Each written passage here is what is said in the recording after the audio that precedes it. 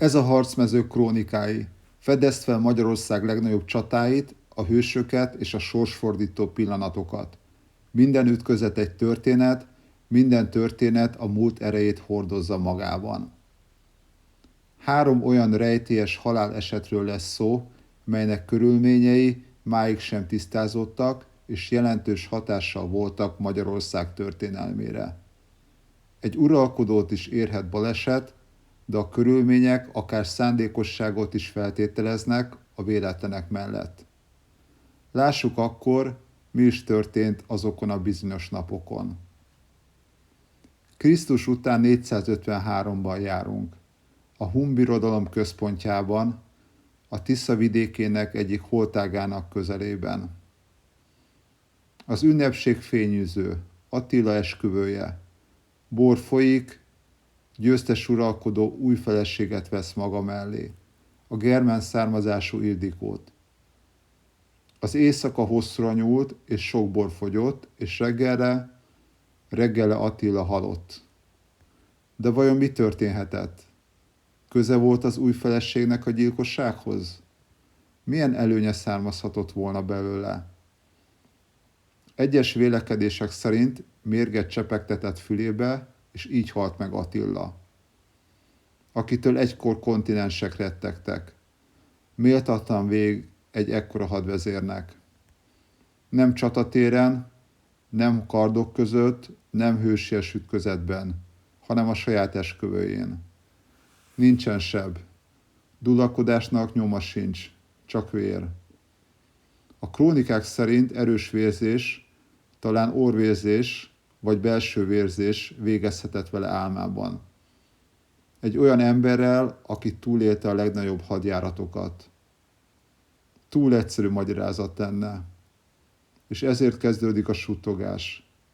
Mi van, ha nem baleset volt? Mi van, ha az ifjú feleség szerepet játszott benne?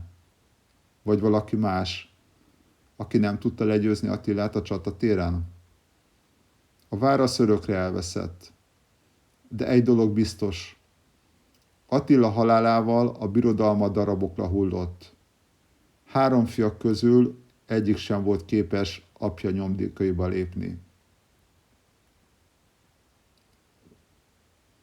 A második rejtélyes halál. Bécsben történt 1490. április 6-án. Ezzel pótolhatatlan veszteség érte az országot. Nem csak egy harcos ment el, egy stratégiai zseni, egy reformer és egy olyan uralkodó, aki tudta, hogyan kell hatalmat építeni. Mátyás király minden tekintetben kiemelkedett a magyar királyok sorából. Uralkodás alatt az ország virágzásnak indult, és erős királyi hatalommá nőtte ki magát.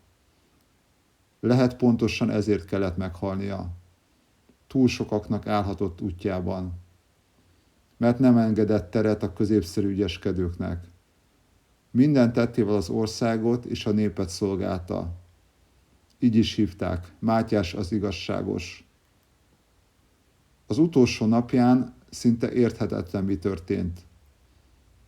Egy étkezés után a legenda szerint megkívánt egy fügét, amit aztán hirtelen rosszulét követett. Az udvar megdermedt, az orvosok tanástalanok voltak, és rövid időn belül a király halott. Nincs hosszú betegség, nincs figyelmeztetés, csak egy pillanat, ami mindent megváltoztatott. Azonnal megindulnak a találgatások. Mi történhetett? Mérgezés? Vagy udvari összeesküvés? Vagy egyszerűen a teste mondta fel a szolgálatot? Szélütés vagy agyvérzés következtében? A választ valószínűleg soha nem fogjuk megtudni, csak a következményeket ismerjük. Mátyás halála után a rend megbomlik, a hatalom szétesik. Az ország lassan elveszíti azt az erőt, amit ő épített fel, mintha valaki kihúzta volna az alapkövét. A halála is szállóigévé vált. Meghalt Mátyás, oda az igazság.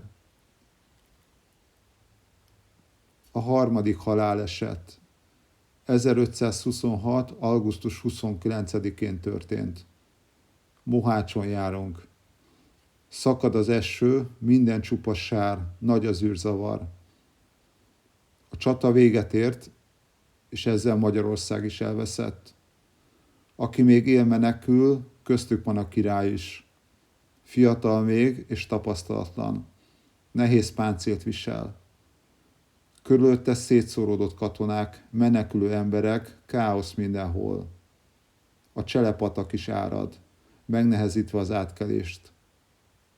A hivatalos történet szerint a király lova megcsúszik a Cselepataknál. A király beleesik a vízbe, és a súlyos vértezet lehúzza. Aztán eltűnik, és megfullad. Gyors, váratlan és tragikus halál. Talán igaz is lehetne. De itt is megjelenik a kételj. Miért ilyen zavarosak a beszámolók? Hol volt közben a kísérete, a testőrsége, kinek feladata a király védelme lett volna? Miért nem tudták átsegíteni a folyón? Miért csak később találták meg a testét? És felmerül a legsötétebb kérdés, valaki vagy valakik szándékkal hagyták azt, hogy ez megtörténjen? Vagy esetleg még ennél is több történt? Esetleg egy összeesküvés? A bizonyítékok hiányoznak, de a következmények brutálisak. II. Lajos halálával egy dinasztia véget ért. Ezáltal Magyarország sorsa megpecsételődik. Belső harcok kezdődnek, míg végül az ország 3 részre szakad. Majd 1541-ben a török Budavárát is elfoglalja. 3 történet, ahol nincs bizonyosság. Attila, a legyőzhetetlen hadvezér, aki egy éjszaka alatt meghal. Mátyás, az erős király, aki egyik napról a másikra összeesik. II. Lajos, aki vereség után nyomtalanul eltűnik a káoszban. És mind a 3 esetben ott van az érzés. Valami nem áll össze teljesen. A történelem könyvei leírják az eseményeket, de a valódi történet talán örökre rejtve marad. És talán éppen ezért nem felejtjük el őket. Ha tetszett ez a videó, lájkoljad, és iratkozz fel a csatornámra, ha szívesen fogadnál még hasonló tartalmakat.